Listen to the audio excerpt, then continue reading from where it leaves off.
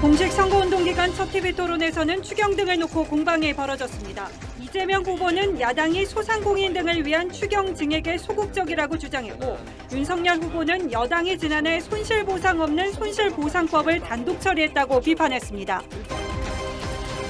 단일화 결렬 책임 공방이 벌어졌습니다. 안철수 후보 측은 국민의힘으로부터 단일화 관련 협의가 전혀 없었다고 했고, 윤석열 후보 측은 초안도 주고받았다고 맞받았습니다. 민주당이 대장동 의혹 핵심 인물은 윤석열 후보라며 반격에 나섰습니다. 국민의힘은 아전인수식 해석이라며 녹취록 전문 공개를 요구했습니다. 서울의 한 대학병원에서 집단 감염으로 일부 병동에서 진료가 중단됐습니다. 정은경 청장은 다음 달 하루 최대 27만 명을 전망하면서도 공포심을 가질 필요는 없다고 했습니다. 최고 연 10% 금리를 받는 청년희망적금 가입 전날 일부 은행 모바일 뱅킹 앱에서는 접속 지연이 빚어졌습니다. 바이든 대통령이 푸틴 대통령과 회담하겠다고 했습니다. 하지만 러시아는 종료 예정이던 연합 군사훈련을 무기한 연장하고 군을 우크라이나 국경에 전진 배치한 것으로 전해져 긴장이 고조되고 있습니다.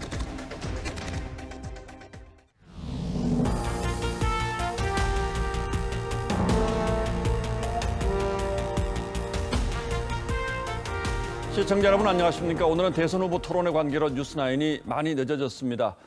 많이들 보셨겠지만 오늘 토론은 경제 분야 토론, 즉 대통령이 되면 누가 우리 경제를 살리고 서민들의 살림살이를 더 낫게 만들 것인가 유권자들의 판단을 돕기 위해 만들어진 토론회였습니다. 하지만 후보가 4명이다 보니 밀도 있는 토론이 이루어지기는 어려웠고 눈에 띄는 점은 단일화 결렬을 선언한 안철수 후보의 윤석열 후보에 대한 공세가 좀 더 강해졌다는 것, 그리고 이재명, 윤석열 후보의 신경전이 매우 치열했다는 것 정도였고 후보 간의 우열이 크게 드러나지는 않았습니다. 김아림 기자가 오늘 토론의 주요 부분부터 먼저 정리하겠습니다. 여야가 17조 원 규모의 추경 처리에 합의한 가운데 규모와 시기 등을 놓고 공방이 벌어졌습니다. 이 후보는 야당이 소상공인 지원 등을 위한 추경 증액에 소극적이라고 주장했고, 정말 불났으면 빨리 불을 꺼야지 양동이 크기 따지고 정말 나중까지 그렇게 미룰 일은 아니다 싶은 생각이 드는데, 윤 후보는 지난해 7월 민주당이 소급 적용 없는 손실보상법을 단독 처리한 것을 비판했습니다. 그 손실보상 없는 손실보상법을 작년 7월에 그 날치기 통과를 했습니다. 이 후보가 최근 유세에서 당선되면 거리 두기를 완화하겠다고 한 것을 두고 윤 후보가 문재인 정부의 방역 실패를 인정한 것이냐고 따지면서 신경전도 벌어졌습니다.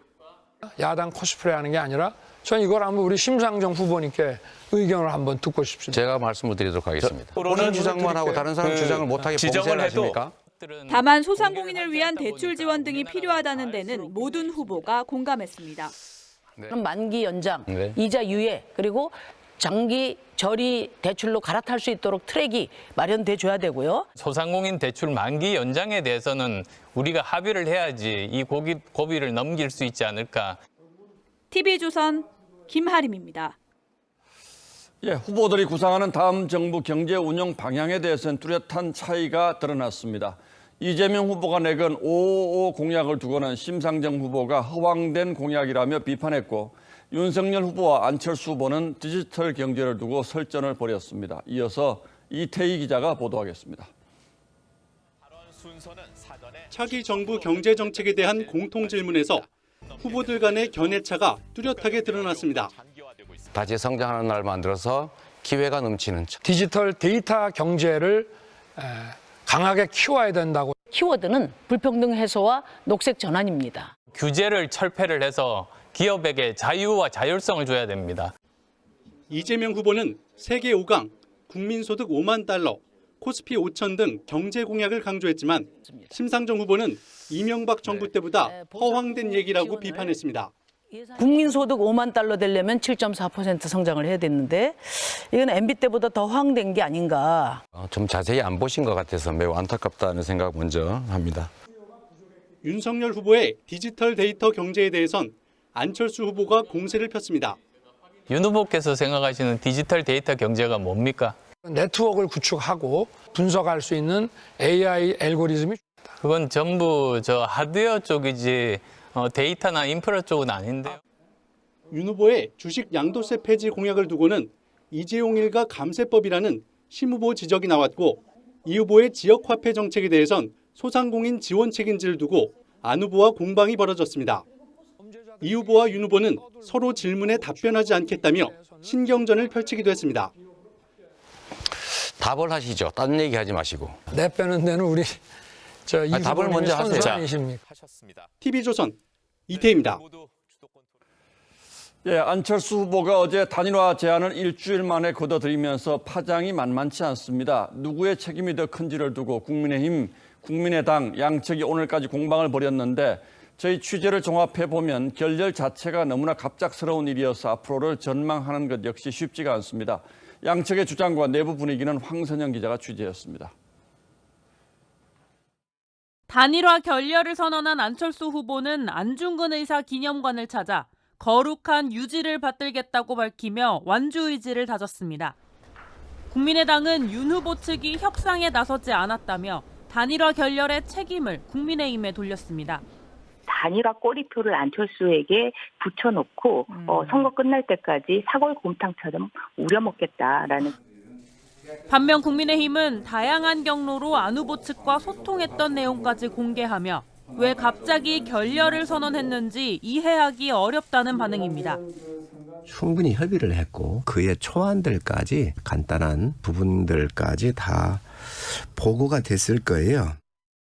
어제 오전 통화에서 윤 후보는 협상 실무자 지정을 제안했고 안 후보도 생각해보겠다고 했는데 안 후보가 3시간 만에 결렬을 선언한 것과 관련해 안 후보 측은 너무 늦었다는 취지의 문자 메시지를 보냈다고 했습니다.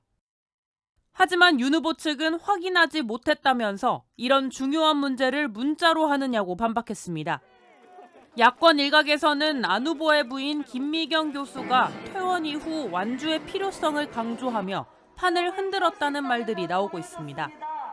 안 후보의 후원회장인 김동길 연세대 명예교수는 양보할 때는 양보할 줄도 알아야 한다며 안 후보의 결정이 안타깝다고 했습니다. 국민의힘은 희망의 끈을 놓진 않았습니다. 상대에 대한 예의도 아닐 것 같아가지고 우리가 정권 교체를 위한 노력은 그게 무슨 노력이든지 계속해서 해나갈 것이다. 이걸로 대신하겠습니다. TV조선 황선영입니다. 예, 내일부터는 또 이 공방이 치열해지겠죠. 그전에 오늘 토론회 분위기 어땠는지 이재림 기자와 함께 좀 더 알아보도록 하겠습니다. 자, 이 기자 어서 오십시오. 자, 신경전 상당히 치열했죠. 네, 토론 초반에만 하더라도 토론이 좀 차분하게 진행되는 분위기였습니다. 예. 그런데 이제 토론이 진행이 될수록 점점 분위기가 뜨거워져서 마지막에는 좀 신경전이 더 치열해지는 모습이었습니다. 예. 이 이재명과 윤석열 양강 후보는 양강 후보대로 또 단일화를 추진했었던 윤 후보와 안 후보까지 또 서로의 역학관계 속에서 감정적인 발언까지 나오면서 세게 맞붙는 모습이었습니다. 예, 오늘이 이제 경제 분야의 토론이었기 때문에 다른 부분의 토론을 좀 자제하려고 하는 모습이 눈에 띄기도 했습니다만, 자, 어쨌든 노골적으로 좀 감정 대립하는 이런 모습들이 아주 자주 눈에 띄더군요. 네, 앞서 말씀드렸듯이 초반보다 이 후반부로 갈수록 점점 더 신경전이 뜨거워져서 나중에는 좀 낯을 붉힐 정도의 장면까지도 나왔는데요. 먼저 예. 영상으로 함께 보시겠습니다. 예. 윤석열 후보께서는 본인 마스크 잘 안 쓰시죠. 부인도 잘 안 쓰시더군요. 규칙 안 지키시고. 압수수색 신천지 지금 대구에서 사람이 죽어나갈 때 압수수색 납득할 수 없는 이유로 안 했지 않습니까? 언론에 연일 나오는 경기지사 법카 공금횡령에 대해서는 말씀을 안 하시네요. 이거 공무원들의 지금 마음이 다 떠나가고 있고. 제가 아까 이거 준비해 왔는데 제가 안 보여드리려다가 이거 한번 꼭 보여드려야 되겠어요. 윤석열은 영장 들어오면 죽어. 윤석열은 원래 죄가 많은 사람이야. 제가 듣기로는 그 녹취록 끝부분을 가면 이재명 게이트란 말을 김만배가 한다고 그러는데. 이재명 게이트라고 있다고요. 그 녹취록 중에 내세요. 지금 허위 사실이면 네, 후보 사퇴하시겠습니까?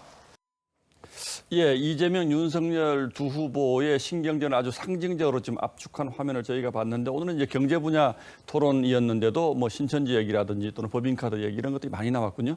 네, 자유토론으로 가면서 조금씩 주제가 조금 달라지는 모습이었는데요.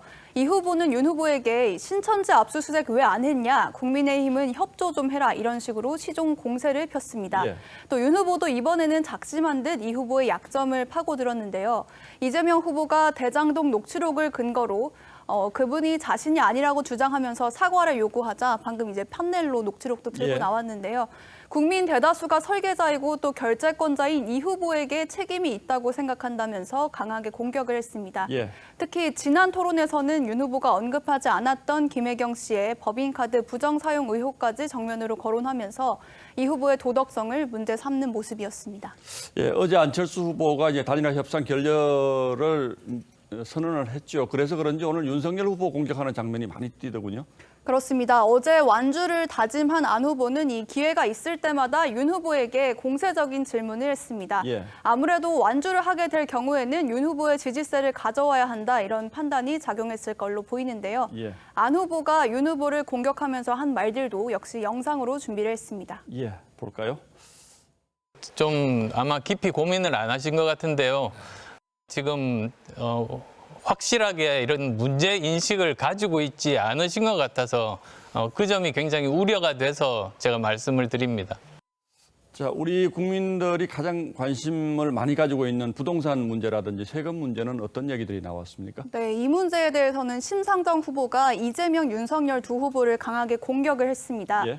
심 후보는 먼저 이재명 후보에게는 이 공급 확대나 감세 같은 부동산 정책이 국민의힘이 제시한 정책과 크게 다를 것이 없지 않냐면서 정권 교체에 정당성을 부여하는 거냐 이렇게 공세를 펼쳤고요.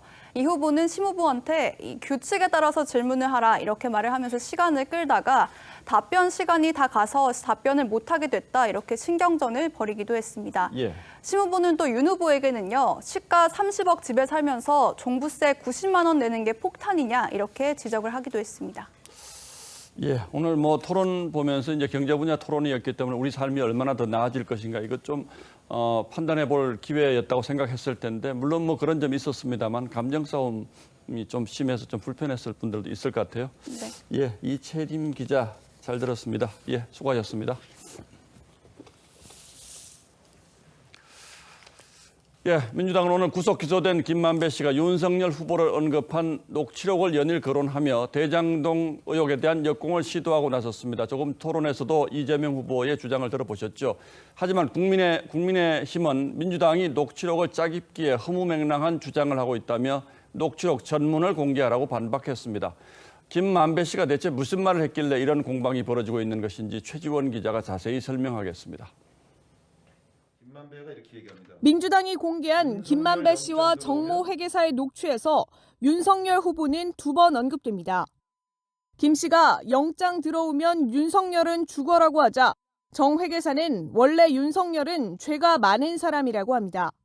그러자 김 씨는 또 되게 좋으신 분이라며 자신에게 위험하지 않게 하라고 윤 후보가 말했다고 주장했습니다. 민주당은 윤 후보가 대장동 비리의 뒷배를 봐준 흑기사라고 주장했습니다. 특수검사 게이트인데도 윤석열 후보는 자신들의 썩은 뇌를 이재명 후보에게 뒤집어 씌워온 것이 다 드러난 것입니다. 반면 국민의힘은 김 씨의 허무맹랑한 주장을 일부분만 짜깁기해 왜곡했다면서 녹취록 전문을 공개하라고 맞받았습니다. 아전인수 해석으로 아무 관련 없는 윤석열 후보를 끌고 들어가는 억지 주장을 중단해야지 되는 거죠. 그러면서 윤 후보는 김 씨와 어떤 친분도 없다는 점을 거듭 밝힌다고 했습니다. 전문 공개 요구에 대해 해당 녹취록을 공개한 우상호 총괄선대 본부장은 무슨 의미가 있느냐며 정확한 답을 하지 않았습니다. TV조선 최지원입니다. 자, 이렇게 공방이 거칠어지고 있는 가운데 민주당 경선 과정에서 이낙연 캠프 공보단장을 맡았던 정운현 전 국무총리 비서실장이 윤석열 후보 지지를 선언했습니다. 지지층 결집에 공을 들이고 있는 이재명 후보로서는 당혹스러울 수밖에 없는 상황이죠. 정 전 실장은 왜 이런 선택을 한 건지 김복원 기자가 취재했습니다.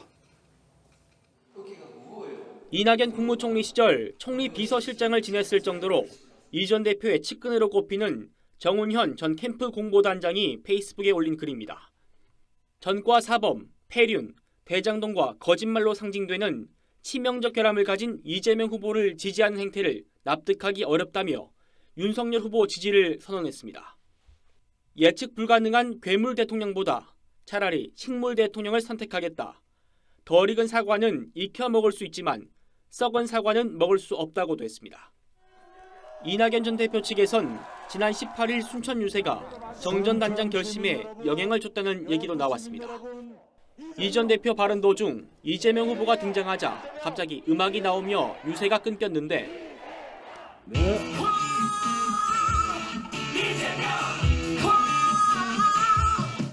이 전 대표가 당황하며 마이크를 주머니에 집어넣는 장면이 카메라에 포착됐습니다. 이에 일부 이 전 대표 지지자들은 이낙연 수모 영상이라며 반발하기도 했습니다. 민주당은 당혹스러워하면서도 정전단장의 변심이 자리 욕심 때문인 걸로 안다고 평가절하했습니다. 이 전 대표도 정전단장의 윤 후보 지지 선언을 만류한 것으로 전해졌습니다. 국민의힘은 진영이 아닌 후보 자질과 국민을 선택한 것이라며 환영했습니다. TV조선 김보건입니다. 선거관리위원회의 어설픈 선거관리도 연일 논란입니다. 선거벽보에 특정 후보만 빠지거나 두 장이 연이어 붙어있는 일까지 벌어졌습니다. 어떻게 이런 일이 벌어질 수 있었던 것인지 이광희 기자가 취재했습니다. 대구의 한 아파트 단지에 설치된 선거벽보입니다. 기호 3번과 5번 사이 4번 안철수 후보가 빠져 있습니다. 광주에선 기호 2번 윤석열 후보가 누락됐고 충남 부여에선 심상정 후보가 빠지고 윤 후보의 벽보가 두 장 나란히 붙었습니다. 누가 봐도 황당한 이 선거 벽보들에 대해 선관위는 주민센터 직원 또는 일용직 인부의 실수라며 전국의 벽보 상황을 전부 확인하겠다고 했습니다. 선거의 공정성과 유권자의 선택권을 심각하게 훼손했습니다. 강력한 항의와 유감을 표합니다. 선관위가 지난해 재보궐선거 땐 내로남불과 무능 등의 문구가 들어간 현수막을 쓰지 못하게 하고 이번 대선에선 주술, 신천지 등의 문구를 허용한 걸 두고 야당은 기자회견을 열어 편향성을 문제 삼았습니다. 편향된 중앙선거관리위원 몇 명이 그때그때 입맛에 따라 손바닥 뒤집듯 할 수 있는 일이 아닙니다.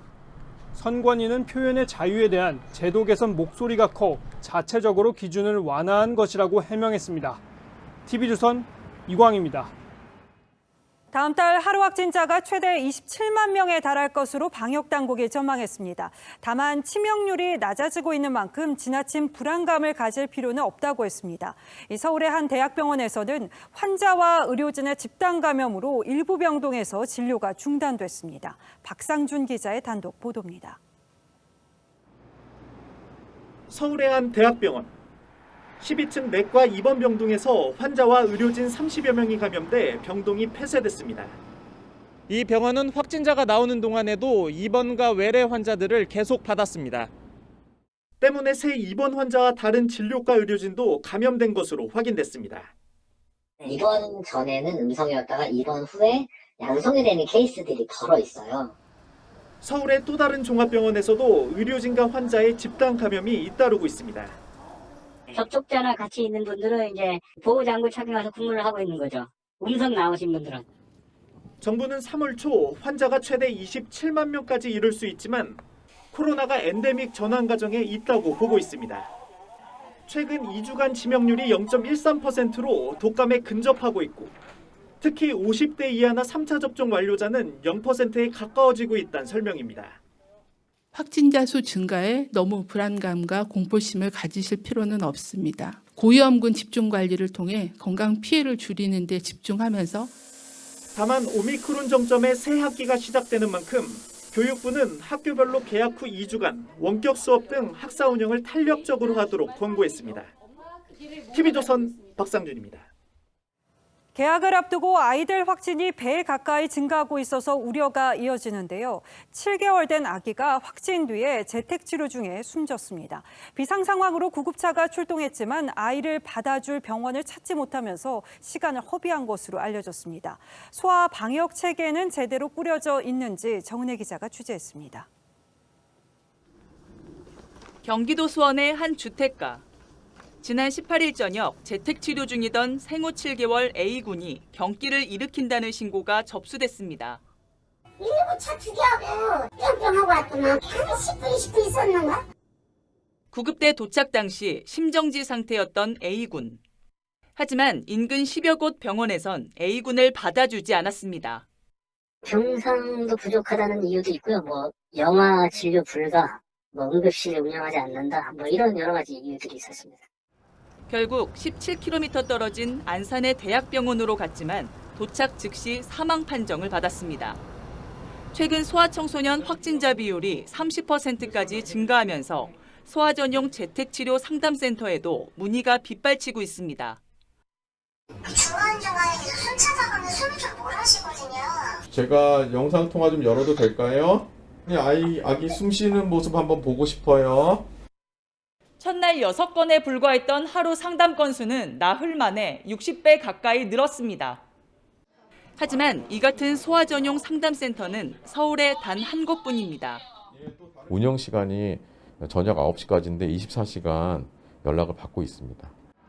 아동 확진자의 응급 상황 발생 시 신속한 응대와 이송 등 대응을 점검해야 한다는 지적입니다. TV조선 정은혜입니다. 정부가 최고 연 10% 금리를 주는 청년희망 적금을 내놔서 첫날부터 가입 신청이 폭주했습니다. 5대 시중은행이 내놓은 비슷한 이름의 적금 금리가 5, 6% 수준이니까 폭발적 인기는 당연하지 싶은데요. 이 수요 예측 실패로 조기 마감 우려도 나옵니다. 김지아 기자가 취재했습니다.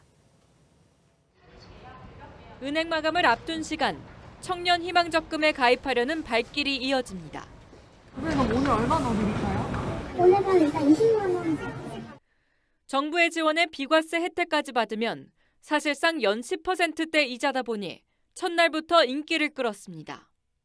접속 폭주로 일부 은행은 오전부터 모바일 앱이 마비됐다가 점심 무렵에야 정상화됐습니다. 로그인이 안 되는 경우도 있고 사람이 너무 많다 보니까 막 대기 시간도 길고 해서 현장으로 접수하고 바로 여쭤보려고 오긴 했어요.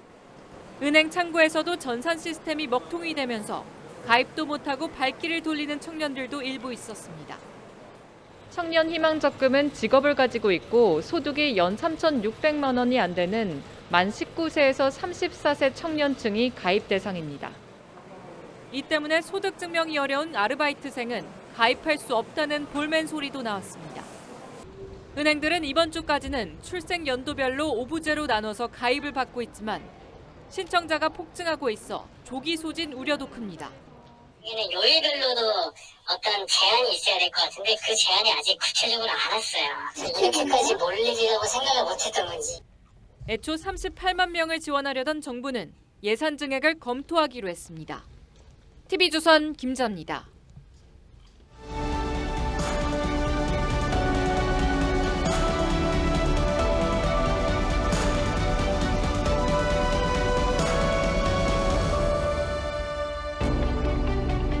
링컨과 케네디는 우연의 일치가 많이도 겹칩니다. 두 사람은 각기 100년의 시차를 두고 하원에 진출했고 대통령에 당선되었습니다. 모두 금요일에 머리에 총상을 입었고 숨졌죠. 후임자는 둘 다 존슨이고 또 생년이 100년 터울입니다.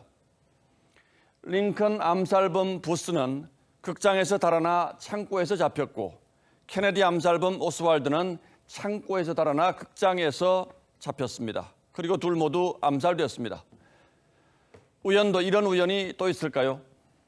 아베 우연이라는 것도 있습니다. 시구식 등번호가 개정하려던 헌법 96조와 일치했습니다. 탑승한 자위대 전투기 변호가 생체 실험으로 악명 높은 731 부대와 같았습니다. 군함 진수식을 가진 날도 하필 히로시마 원폭 투하 69주년이었습니다. 이 셋 중 둘은 의도된 우연이었습니다. 시인이 하필이라는 말의 허구를 꼬집습니다. 하필이면 왜 거기에? 하필이면 왜 당신이? 하필은 배우도 동서남북도 모르지만 때로 전능하다. 우연의 전능, 우연은 급히 우연을 조립한다. 이재명 후보의 아파트 옆집을 하필 경기주택도시공사가 세내서 쓰고 있다는 사실은 참으로 공교롭습니다. 이재명 경기지사 때 계약한 4인 직원 합숙소라고 합니다. 엘리베이터를 한 층에 두 집만 쓰고 현관문 사이가 2m도 채 되지 않죠. 그렇게 1년 반을 살았습니다. 한쪽은 경기지사가 살았고 다른 한쪽은 일반 가정이 아니라 젊은 남성들이 수시로 떠나던 직원 합숙소였습니다. 그런데 서로 누가 사는지 몰랐다니 이 역시 보통 우연은 아닐 겁니다. 우연은 또 있습니다. 계약 당시 경기주공 사장은 지난 연말 이 후보 캠프로 옮긴 측근입니다. 측근도 그냥 측근이 아니라 리틀 이재명이라고 불린 인물입니다. 합숙소 운영을 총괄해온 경영기획본부장도 성남시장과 경기지사 시절 이 후보의 비서실장을 지냈다는 사실이 확인됐습니다. 거기에다 하필 옆집 보증금만 다른 4인 합숙소의 2배가 넘고 훨씬 높습니다. 옆집 살던 사람은 성남문화재단 부장으로 특채된 사람이고 또 하필 당시 재단 이사장이 이 후보였답니다. 이 정도면 로또급 우연 아닌가요? 민주당은 물론 터무니없는 의혹 제기라고 펄쩍 뜁니다. 그래서 뭐가 어떻게 됐다는 말이냐는 반론도 있습니다.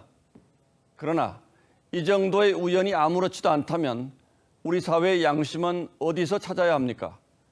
대통령이든 대통령이 되고자 하는 사람이든 거리에서 흔히 마주치는 보통 시민이든 상식과 양심의 기반의 잘잘못을 따지고 논쟁을 벌여야 하는 세상을 만들어야 하지 않겠습니까?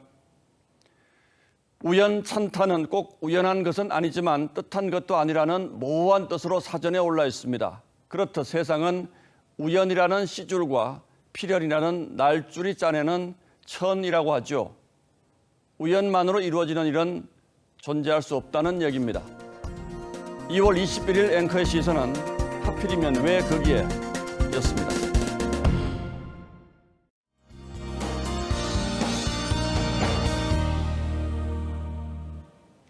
절기 입춘과 우수도 지났는데 추위의 기세가 꺾일 줄 모르고 있습니다. 오늘 서울은 영하 8도까지 떨어진 가운데 강원도에는 한파경보가, 중부와 경북 지역에는 한파주의보가 이어지고 있습니다. 따뜻한 봄 기운을 기다리는 분들 많으실 텐데요. 목요일까지만 견디시면 추위는 차츰 누그러지겠습니다. 그 전까지는 따뜻하게 보온에 신경 쓰셔야겠는데요. 서울은 내일도 영하 8도까지 떨어지겠습니다. 호남과 충남 서해안 쪽으로는 내일 오후부터 모레까지 눈 소식도 있습니다. 양은 1에서 3cm 정도로 많지는 않겠고요. 다른 지역은 당분간 건조한 날씨가 이어지겠습니다. 날씨였습니다. 예, 2월 21일 월요일 뉴스나인은 여기서 모두 마치겠습니다. 시청해주신 여러분 고맙습니다.